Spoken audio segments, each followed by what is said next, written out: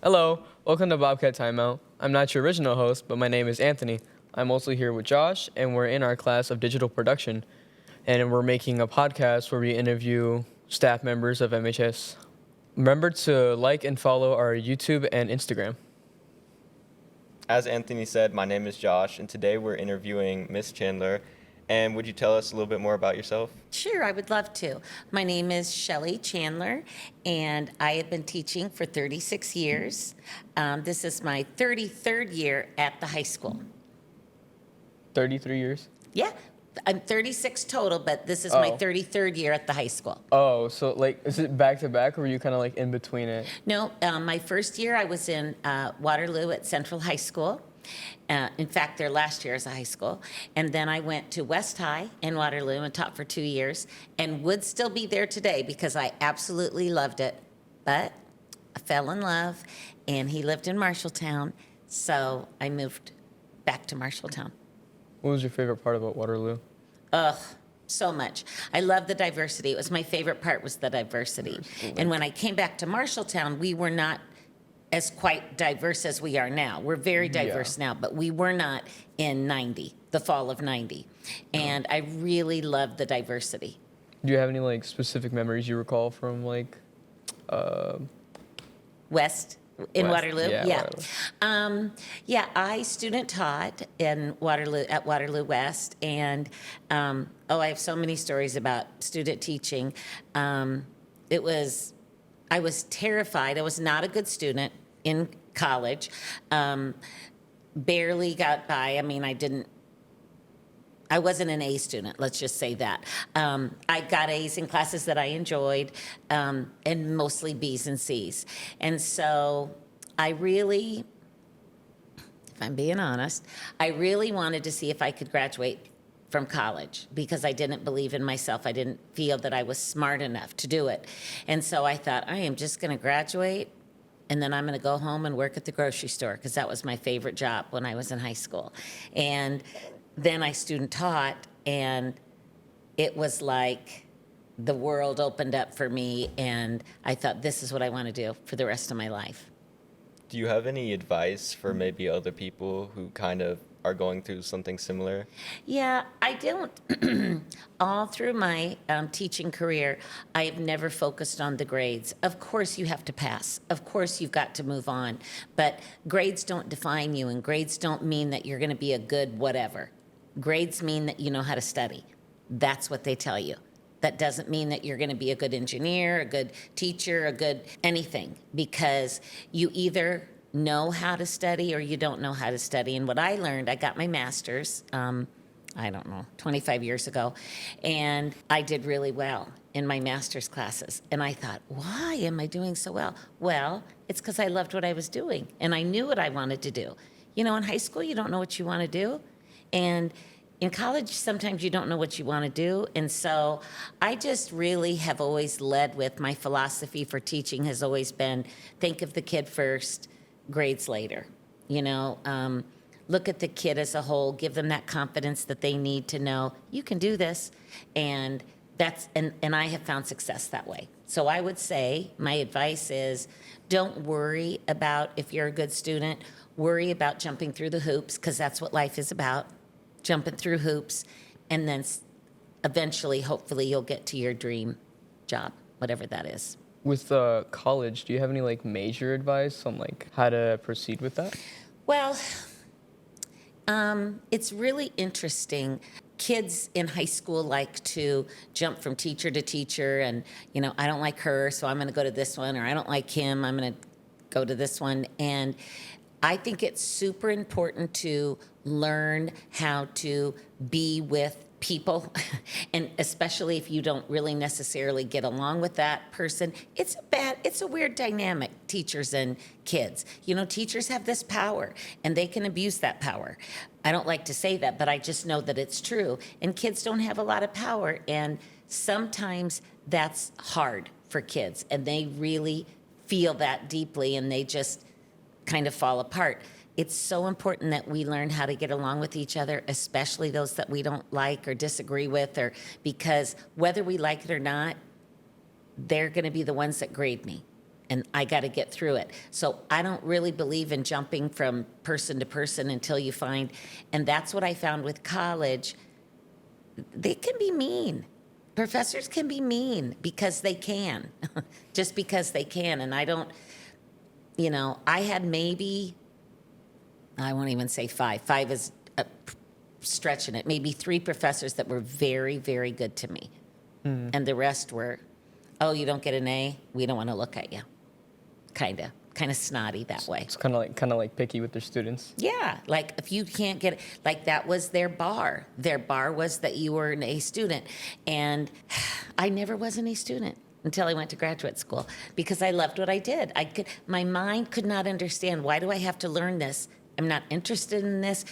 I couldn't connect it to anything. But now, when I started teaching, I should say now, 36 years ago, we really, if you two are my students, I have to think, how can I relate to them? I am not a 17-year-old boy. I'm not a 16-year-old boy. How can I teach them what I want them to learn through what they like? So there's a lot of that now. There wasn't a lot of that then. There was a lot of lecture, take a test. Lecture, take a test. You could be just a number out there. And that's why teaching never occurred to me. It just never occurred to me that I'd want to be a teacher. I wanted to be a counselor first. And it's kind of a funny story. When I went into my advisor, I said, I want to be a counselor. And he said, okay, what do you want to teach? And I said, I don't want to teach.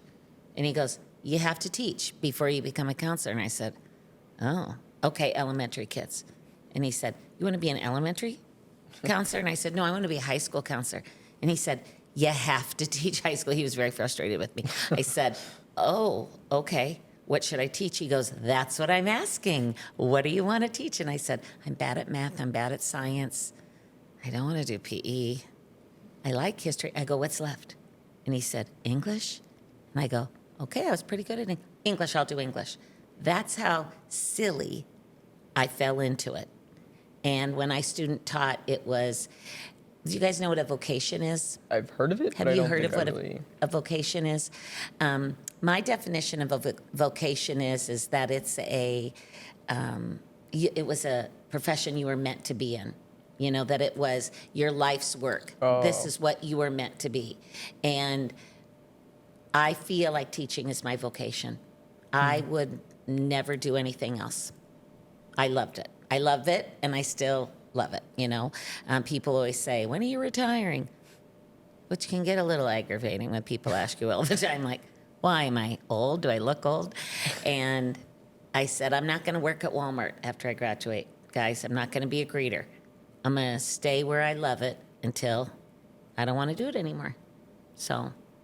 Is it mainly like students, or is it like coworkers as well asking you when you're going to retire? Everybody. Everybody? I said to my husband the other day, should I dye my hair? And he goes, why? And I go, I'm so sick of people asking me when I'm retiring. And I said, I'm pretty sure it's the gray hair. I'm pretty sure. And he goes, I mean, you can. I mean, that was his kind way of saying, don't. But I said, I don't want to. It's too much work. I'm just leaving it. I don't care. Don't you think that there's a lot in this culture right now that's kind of like the dream is to retire and be free and do whatever you want? Right. And maybe people, it doesn't even occur to them, like, you could be really happy with doing what you're doing. And you know what kind of makes me sad, because I think maybe most people aren't happy with what they do. And, my husband has said more than 100 times in our 31 years of marriage, not everyone loves what they do, Shelly. Not everyone loves to go to work every day like you do. And I go, well, I'm just blessed. I just feel so lucky. And I have 2 children, Tony and Gina. Tony's 30 and Gina is 27, or will be on Monday. And Tony was not a scholar. It's kind of reminding me of you, although I just met you. Calling you out, Josh. He did not like school at all. And again, I don't know your story, but he did not like school. And he was my first, and that was hard for me. Like, what do you mean you don't like school? This is my life. What do you mean? Very bright, loves to read, is just this incredible young man, hates to be in 4 walls, needs to be outside, and he lays pipe for electricity. He always giggles because I don't know exactly what he does. But, and if we're talking money, he makes more money than I do. I've worked for 36 years. He's 30. Money has never been it for me, obviously, or I wouldn't been in the career I'm in. And I always tell my kids, don't do anything for money, because that's not what it's about. It's about what your heart fills your heart. It's what makes you get up in the morning. You know, it fills you up, and you'll never feel like you're working if you love what you do.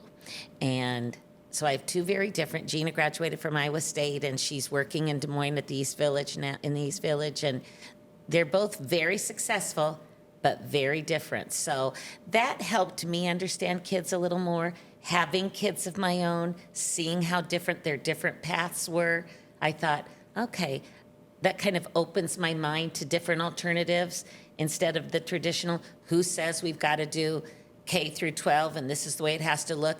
Why? Why? Who says that has to be that way? Our society does, but, why do we go from August to May, Because we used to be farmers, and that's when the farmers needed the help, and, who farms now? Not a lot of us at the high school, I don't know. So I just think it's systemic. It takes a long time to change a whole system, but my brain is kind of moving into that. It's not for everybody. I got to be more open-minded and think of what's the possibilities out there for kids, Yeah. Do you have your own opinion on? Oh, I do. On just about everything. Especially like the way that they do summer break. So Yeah. do you have an opinion on the length of that? I do. For 20, just a second, I'm going to say it exactly. For about 30 years, I taught in no air conditioning on the top floor. And I am not a pleasant person, Josh, when I am hot. And it was an ugly situation for years. And every new superintendent that we got, people in the district would say to them, you're going to hear from Shelly Chandler because she wants air conditioning, and she's very adamant about it. Well, our former Theron superintendent, he and I went to school together, so we know each other, and they said, you better watch out. He goes, I already know. She's already talked to me about it. And we have air now. It's not because of me, but Theron made it a priority, and I am telling you, it makes the world of difference to be teaching little darlings when it's cool, as opposed to when it's 90 degrees out and 100 degrees in the classroom and they're sweating and we have 30 kids. I have never understood the logic. Well, it's always money. It's always because of money. But now we don't have that. Yeah, I'm very happy about that. I feel like today's society is it's not exactly entirely focused on money, but that's a real focal point for us. Every meeting we have, if we have an idea, well, we don't have the money for it. It's always something to do with that. And I joked several years ago and said, can I have a bake sale? And they said, to buy new textbooks, Shelly, are you insane? Do you know how much they cost? Well, I just said, there's got to be something. There's so much money out there. Why can't we have it? Why can't the public schools have it? So it's true that it's about money, but teachers aren't in it for money. And I say, much to the chagrin of many teachers, guys, we can't get paid like the companies do, because then we get people in here that don't like kids, and then it would be awful. We got to attract the people that love kids. And I'm not saying that some wouldn't love them anyway, but do you know what I mean? I mean, people would just go in it for the money. And so it's a slippery slope, Mm-hmm. So you seem to have a really open mindset. I'm just thinking about how you kind of use that growth mindset to affect kids, and then it's kind of a two-part question. How that mindset, how do you keep cultivating that? What do you do every day? Is there Right. something that you could tell kids, if you keep doing this, you keep growing and learning Right. and going into the next phase in your life? I've always been a happy person. I've always been happy is the only thing I can say. I haven't, I lost a brother when I was 9, he was 7. He died of leukemia. And I have a younger brother, Patrick. He's the baby, and that means he's 55, which cracks me up that we say he's a baby and he's 55. But in fact, my brother Tony's birthday would have been yesterday. He would have been 58. I only tell that story because sad things have happened in my life, but that doesn't prevent me from being a happy person. I had a mom and dad that loved me very much. Family is hugely important to me and to my family. I have a very strong faith. I'm Catholic. I have a very strong faith. I talk about all of this stuff in school, I will use it as examples like, I'm Catholic. I don't know what you guys are, and I'm not saying you have to be anything, but in our faith, this is what we do. Or, I try to share as much. The kids know me. I am the same person in class that I will be at Fairway or Hy-Vee if you see me. And I talk about my family a lot and integrate them a lot. I mean, I bet Anthony could tell you about my family. But I think literature lends itself to that. And it goes with my philosophy. I believe if kids know that you like them and that you care for them and you want the best for them, they're going to succeed because they want to please you. And that's that power I was saying that's dangerous. They want to please you, so they want to do the work, so they want to be better. And I just think relationships are so important. That's my big thing. I'm very relational, and I have great relationships with kids. The only problems I have, and I have problems, are the little darlings in the hallways because I don't know them and they don't know me. So it's hard because you don't have a relationship with them. So I would say that's my big thing. And Anthony, you could agree or disagree, right? Because you see how I am in the classroom. I always see you calling them out almost every once in a while in the hall. Yeah. And I try to use humor, but some kids don't understand humor, so. Well, Anthony was the one who thought you should be a guest, so I have a feeling that you've affected him in a positive way. Yes, well, thank you. You're one of my top to bring onto the podcast. Thank you, my dear. I appreciate it. Yeah, I think that's a big thing on people right now. They have fronts, they have masks they put on in school to act all tough or to seem like they're from the bottom, you know what I mean? Right. Kind of as if they were born and raised in the trenches. Some might have actually been in there. Right. And worked their way through it to get where they are now. And I feel like that's just kind of, I don't know how to explain it or the word to say, lowering their image. It makes them seem like they're less. Now, why do you suppose that is? That's interesting. So usually somebody would try to appear to be more than, I don't live in a bad house. I don't not have a car. I don't, you know what I mean? And then they use that But you're saying opposite of that. And they want to look tough as if they have been through hardships that certain people have been through and some traumatic experiences that people have been through as well. And I feel like it's just it's worthless. Yeah, it is worthless. There's no point. I'm kind of shocked at that because I would not know that, but I'm not at your level with the kids to know them, who they really are. It's, I have a hard time. Kids don't have a lot of empathy, and that's hard for me. They have a hard time understanding the person next to them, who they are and what they've been through, and they don't really care to know. It's all about, and it's the age too, all about who they are right now. So I really try to say, guys, in everything that I teach, when I'm teaching Sojourner Truth, when I'm teaching Frederick Douglass, when we're doing all of these, the Native Americans, I say, you don't know their story. And everyone has a story. Everybody does. It doesn't matter who they are. So don't just look on the outside. You got to look further.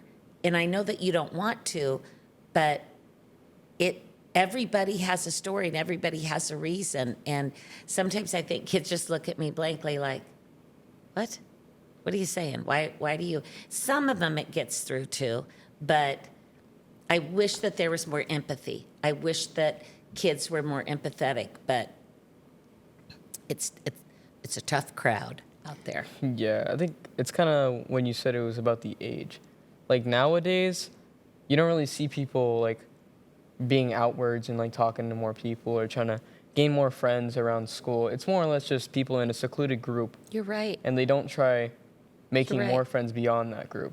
Do you think it was COVID, Anthony? I feel like it had a part, but it's not entirely. Okay, the I think issue. that's fair. Because what I have noticed from COVID as a teacher, as an instructor, kids don't like to speak in front of class anymore. I think it's because with the virtual, it didn't seclude them for people, but at the same time, it did. They It didn't have stopped to them from stand social up physically in interactions. front of Yeah. the group. It's very hard for them to communicate like that. And they don't like to write. Some of the writing is very poorly done.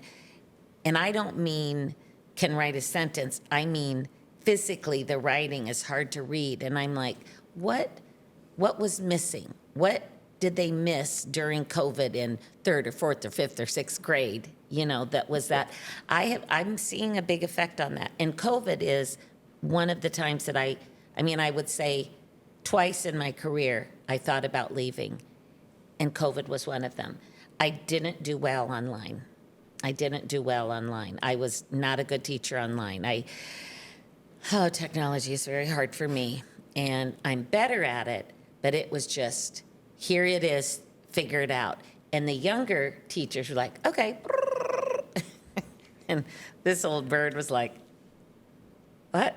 What do you do? How do you do it? I mean, it about drove me out. And I thought to myself, in a career where you have loved it so much, don't let this take you out.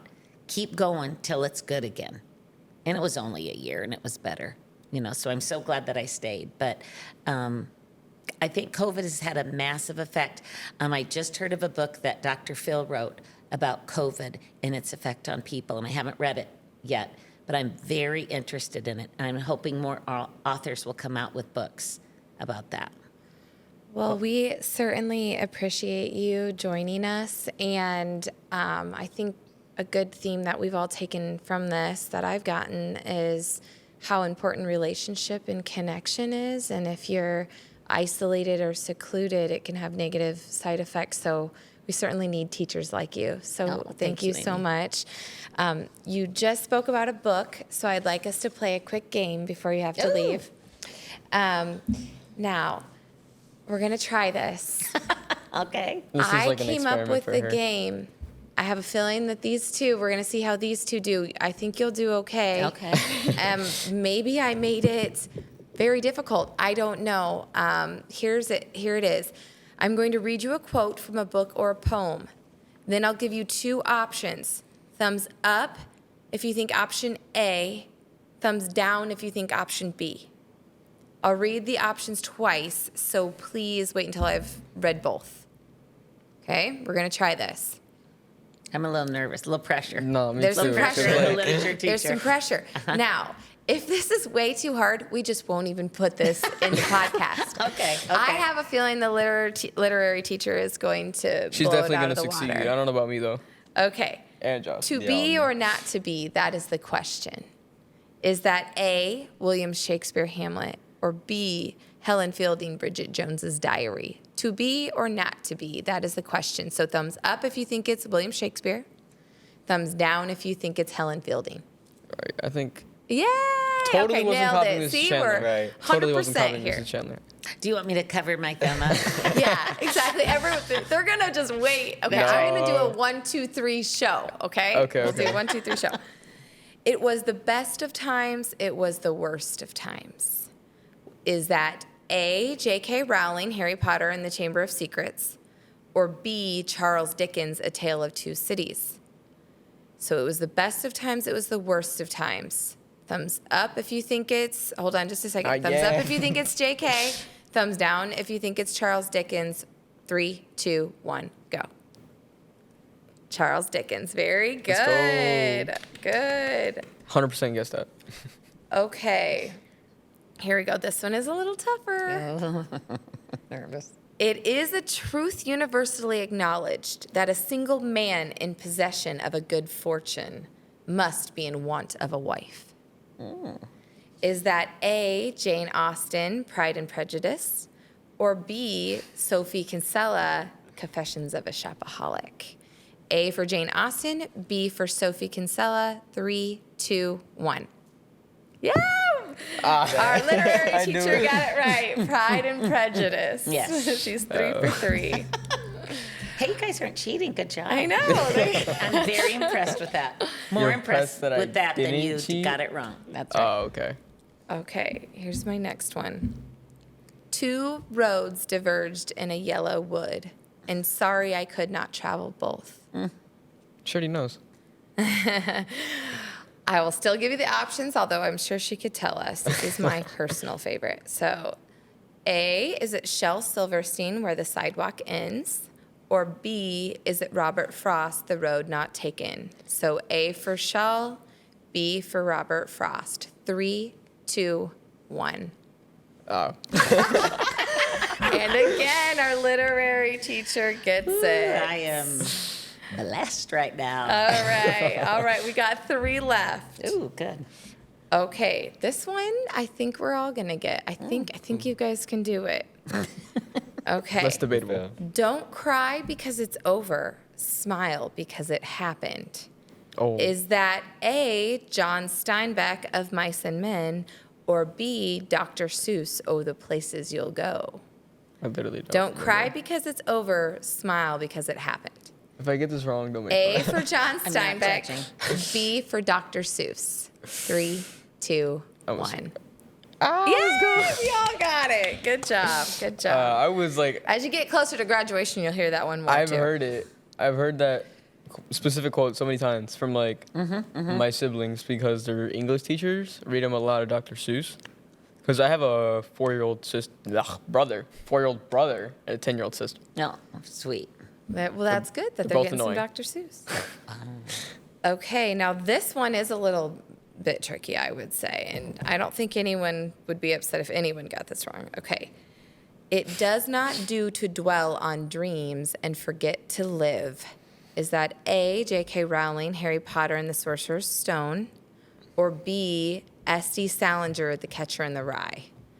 It does not do to dwell on dreams and forget to live.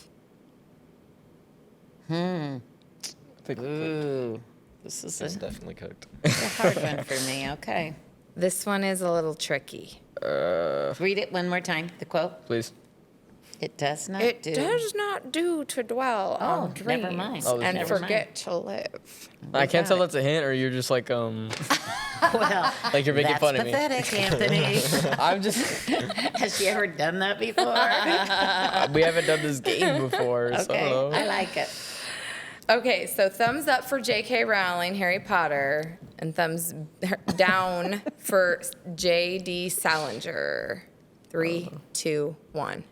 Yeah, good Was job, that Harry Potter. McGonagall? Yeah, no, it was actually, I was really trying for Albus Dumbledore. Oh, but good job. Dumbledore? Okay, That did not okay. sound like Dumbledore. It sounded like Dobby. Okay, I wouldn't go that far. All 3 of you thought it sounded like Harry Potter of some sort. Yes, so I I did. did. Yeah, I totally told did. you it was a hint. Okay, the last one, and I think you're going to get this one too. May the odds be ever in your favor. Is that A, Harper Lee, To Kill a Mockingbird, or B, Suzanne Collins, The Hunger Games? I'm cooked. 3, 2, 1. Oh, The Hunger Games! Oh. Yay! that's because my sister. Let's all give props to Miss Chandler for 100%. No, literally every Yeah. question right. There's no competition I whatsoever. know. I got the help with Okay. the J.K. Rowling, though. Thank you. Okay, it is 2:08, so I gotta let you get Okay, going. sure. But thank you so much for coming. This is our last one. Great job, Yep. guys. Oh, it's my pleasure. You guys did a great job.